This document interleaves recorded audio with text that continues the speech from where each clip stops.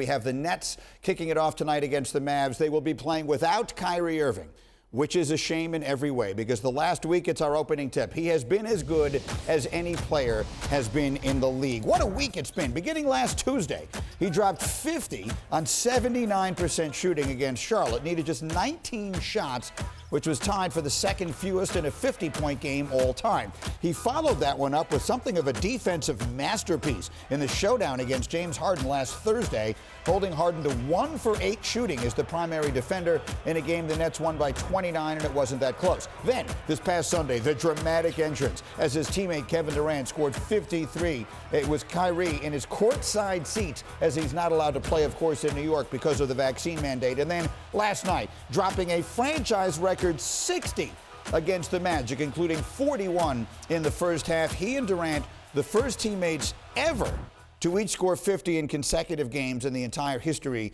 of the NBA. And so, Stephen A. Smith, what statement has Kyrie Irving made in the last 8 days? That he is spectacular, that he is a champion, and that he's selfish. Because in the end, what we saw last night, while everybody in the world is celebrating how spectacular he looks, like it's a surprise, it's no surprise. The brother is special, and he's spectacular. But nobody in Brooklyn got to see it live this season. And the fact of the matter is, all of these games being missed, we, as fans, are being deprived of seeing the level of greatness that he put on display on a night-in, night-out basis from, as an NBA player playing for the Brooklyn Nets. We don't have that luxury to see this spectacular brother on a night-in, night-out basis. He's an artist. He really is. He's a wizard. He's a magician. Without question. I mean, the nickname El Mago, people use it to describe Javi Baez and the way his glove, his hands are so great. He's an artist. Kyrie Irving's an artist. The problem is, artists you usually think of as not getting to see all that much of. They're rare. We don't want him to be rare. You want to see more of him, and if they were going to be the kind of team that they promised when the two of them got to Brooklyn, obviously Harden is come and gone, it sort of depends on Kyrie being there more. And I don't know how much we're going to see of that, and that's sort of depriving anybody who loves basketball that you can't see more of him.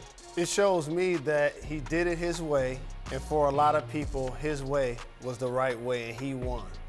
But to Stephen A's point, it's still part-time. He's only played 19 games this year. And when I think of the better performing point guards this season in the NBA, as much as I want to look at Kyrie Irving's week, which his week has been terrific, scoring the ball, catch and shoot threes, jumping off of both feet, scoring with both hands.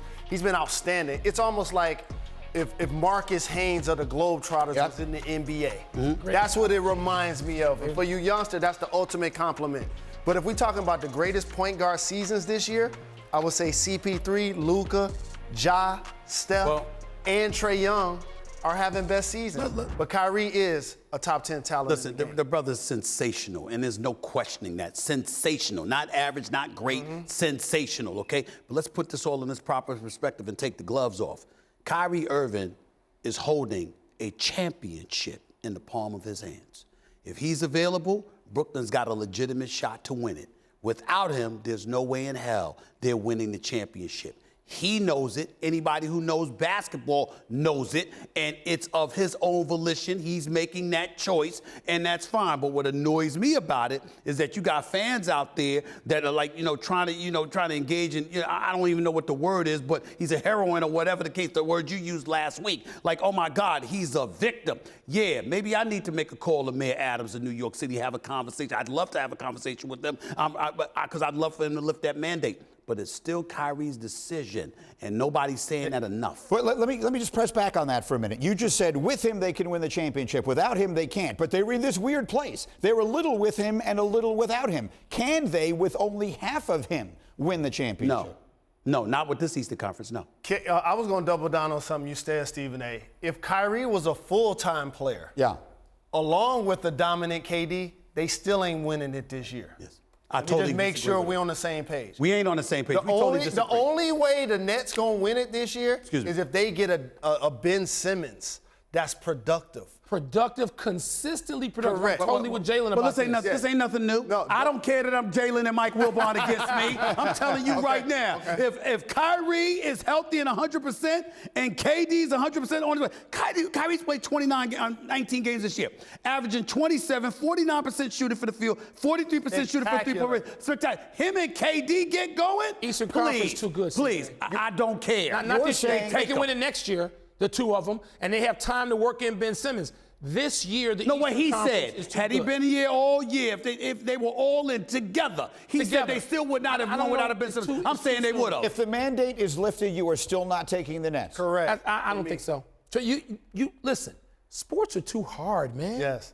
You got to respect There's no the journey. formula where people just walk in and just win stuff in any sport. It doesn't happen in the history of competition. So I don't believe that this So year. the Miami Heat won the East a couple of years ago. Right. Look at who they added to their team. Kyle Lowry, who won a championship. Yeah. Morris, who won a championship. Right. And my guy from the Bucks who went there. Who'd you say? PJ Tucker. PJ Tucker. So think about this. Pat Riley is like, I'm going after winners and champions. Right. You can't discount the Bucks. Right. And the Heat have done it. But Durant and they've done it. Durant and Irving are winners and champions also. That's right, Greedy. Correct. Greedy, give me the pound. That's Right, exactly way to go. I have Like to answer- champion. Hold on a Like minute. champion. Stand by. I'm calling a timeout. Thank you for watching ESPN on YouTube. For live streaming sports and premium content, subscribe to ESPN+.